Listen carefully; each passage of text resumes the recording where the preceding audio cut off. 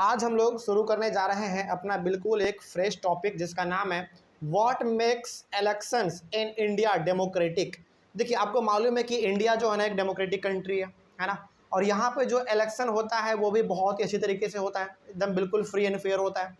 लेकिन यहाँ पे आपसे सवाल पूछा जा रहा है, एनसीईआरटी सवाल आपसे ये पूछ रहा है कि आखिर ऐसा क्या है कि भारत में जो इलेक्शन होता है ना वो इलेक्शन बिल्कुल डेमोक्रेटिक है।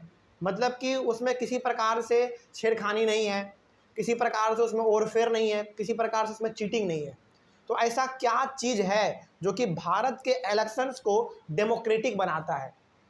डेमोक्रेटिक का मतलब कि वो अपने लीडर को अपने से चुन रहे हैं, लेकिन उसमें कोई ओरफेर नहीं है, कोई चीटिंग नहीं है, कोई धोखेधाड़ी नहीं है इस प्रकार का। तो ऐसा क्या चीज़ है, इसके बारे में हम लोग यहाँ पे बात करेंगे। ठीक है, तो ये हमारा मेन हेडिंग है और इस मेन हेडिंग के अंदर आपको छोटा छोटा सब टॉपिक देखने को मिलेंगे। तो हम लोग यहाँ पे बात कर लेते हैं। पहले लिखा हुआ है there are some unfair practices in elections which are as follows.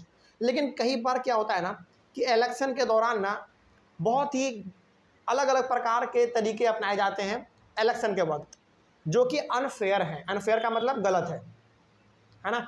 देखो, इसके यहाँ पे तो हम लोग बेसिकली ये पढ़ेंगे ही पढ़ेंगे कि आखिर ऐसे कौन से चीज़ हैं जो कि भारत के इलेक्शन को डेमोक्रेटिक बनाता है। लेकिन यहाँ पे थोड़ा बहुत हम लोग ये जान लेते हैं पहले कि भारत में ऐसे कुछ अनफेयर प्रैक्टिसेस हैं, कुछ ऐसे करतूत हैं जो कि इलेक्शन के दौरान किए जाते हैं जो कि गलत है ना। तो क्या क्या है जैसे देख लेते हैं यहाँ पे। पहला ये है addition of false names and elimination of true names in the voters list. पहला जो सबसे बड़ा धोखेधाड़ी यहाँ पे ये होता है कि वोटर लिस्ट में जो है अपना गलत नाम बताना। वोटर लिस्ट में बेसिकली अपना नाम तो सही होना चाहिए ना, लेकिन आदमी करता क्या है, वोटर लिस्ट में अपना जो नाम है वो गलत जुड़वा देता है, असली नामों को वो नहीं जुड़वाता है। इससे होता है क्या मालूम है, इससे ये होता है कि वो किसी और जगह पर भी जाके वोट दे सकता है। बात समझ रही हो। जैसे मान लो कि ये वाला एरिया है, यहाँ पे मेरा नाम प्रिंस है, लेकिन यहाँ पे हम लिखा दिए राहुल कुमार, ठीक है, और हम किसी और जगह पे जाके अपना नाम लिखा दिए प्रिंस कुमार। तो यहाँ पे हम क्या कर सकते हैं, दो जगह जाके इलेक्शन दे सकते हैं। हालांकि ऐसा बहुत कम होता है, लेकिन ये भी कभी कभी हो जाता है। हाँ, हम जिसको सपोर्ट कर रहे हैं उसको 2 वोट मिल जाएगा। ठीक है, तो ये भी कभी कभी हो जाता है ऐसा। हालांकि बहुत ही रेयर केस में होता है, लेकिन चांस है कि ऐसा हो जाता है। तो ये सबसे पहला धोखाधड़ी यही होता है। सेकंड क्या है, सेकंड है miss use of government facilities and officials by the ruling party. Ruling party क्या करता है, जो फिलहाल अभी रूलिंग में है, जिसका गवर्नमेंट है, वो क्या करता है, गवर्नमेंट के ऑफिसर्स को यूज कर लेता है। मतलब ये कि देखो भाई, हम तो अभी रूलिंग पार्टी हैं, तो तुम हमारे लिए चलोगे, यानी कि तुम हमारे साथ चलोगे चुनाव में, यानी कि जहाँ पे हम कैंपेनिंग करेंगे, जनता से मिलेंगे, हम वहाँ पे प्रॉमिस करेंगे, तुम भी हमारे साथ रहोगे।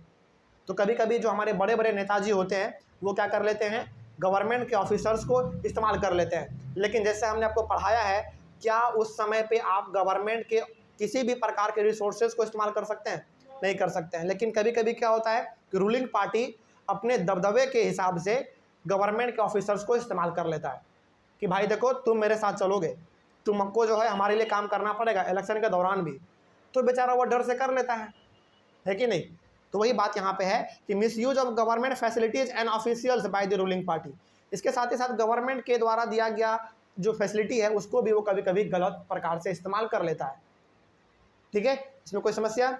चले, तो यहाँ पे बेसिकली हम लोगों ने ये समझ रहा है, हम लोग बेसिकली ये समझ रहे हैं कि गवर्नमेंट के रिसोर्सेज को गलत तरीके से इस्तेमाल किया जा रहा है, जो कि आप नहीं कर सकते हैं। हमने तो आपको पहले ही बताया है ना।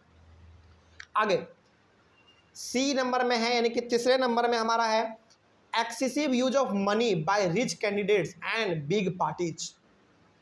चलिए एक बार हम थोड़ा सा आपको याद दिला देते हैं, पिछले वाला कुछ क्लास याद कीजिए कि जब लोकसभा का चुनाव होता है तो उसमें आप कितना पैसे खर्च कर सकते हैं, बताइए।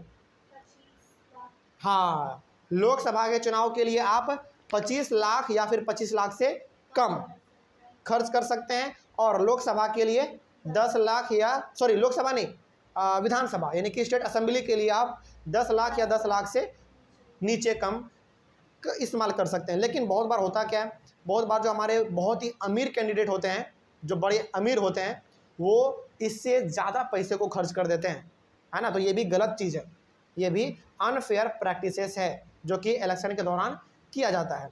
आगे है डी नंबर में threatening of voters and rigging on the polling day, यानी कि वोटर्स को धमकाना, डराना धमकाना कि तुम यदि हमको वोट नहीं दिया तो हम तुम्हारे फैमिली को मार देंगे, तुम्हारे घर में आग लगा देंगे, तुम्हारे बेटा बेटी को किडनैप कर लेंगे, तुम्हारे साथ व्यवहार गलत करेंगे, इस प्रकार से उसको डराना धमकाना। तो ऑब्वियस ही बात है, वोटर क्या करेगा, डर के मारे जाकर उसको वोट दे देगा, है ना। तो ये भी नहीं करना चाहिए, डराना धमकाना भी नहीं चाहिए। और साथ ही साथ रिगिंग, रिगिंग भी होता है। रिगिंग का मतलब क्या होता है, देखो यहाँ पे हमने मीनिंग भी लिख दिया है, fraud and malpractices indulged by a party और candidate to increase its votes.